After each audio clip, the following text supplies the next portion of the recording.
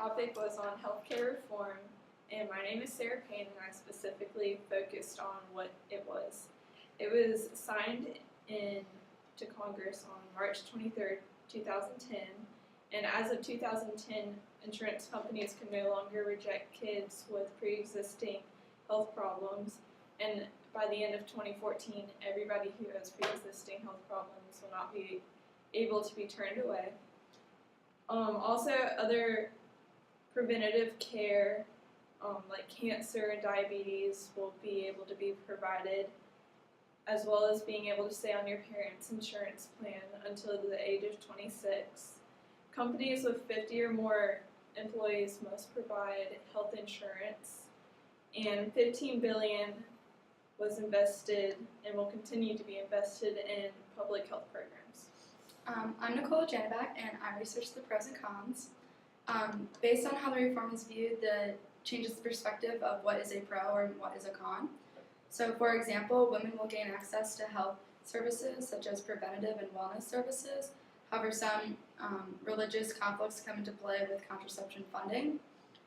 Businesses with 50 plus employees will be required to provide health insurance, or they will face fines, which can result in companies firing employees so that they don't have to buy the insurance or pay the fine.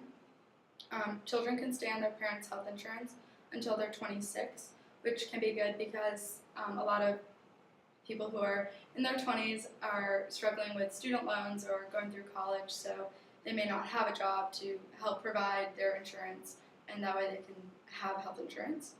Hospitals will now be rewarded based on the quality of care rather than the quantity of care, so doctors will be spending more time with their patients and diagnosing them properly rather than trying to get patients in and out as quickly as possible.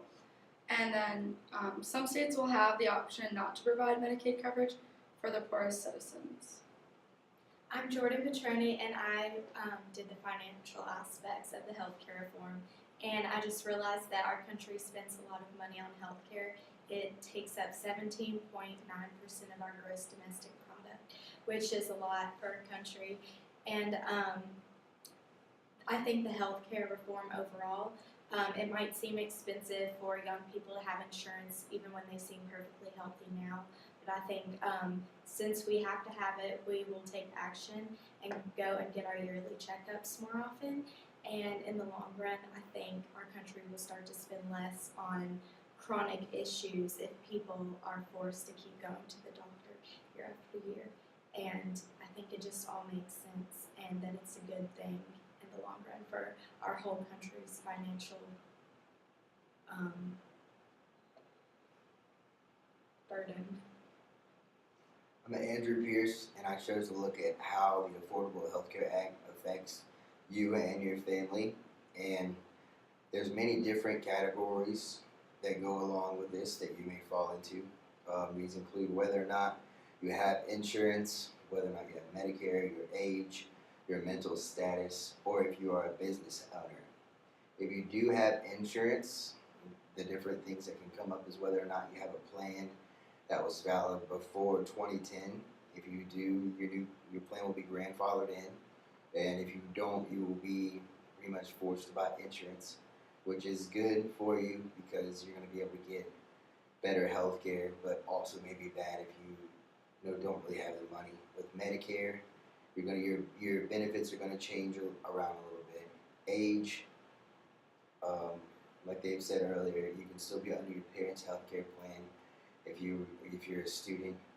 Mental status will now be looked at the same way as a physical ailment would be, so it's more of a holistic healthcare approach. And if you're a business owner, you're going to be pressured to get insurance for your employees, or you're going to pay a fine. I also conducted an interview with a person who was recently affected greatly by nursing, and she was in the hospital with her father while he was dying. And since she was there for 2 months, she noticed a lot of helpful things about nurses, and she was able to portray that information to us for us to record.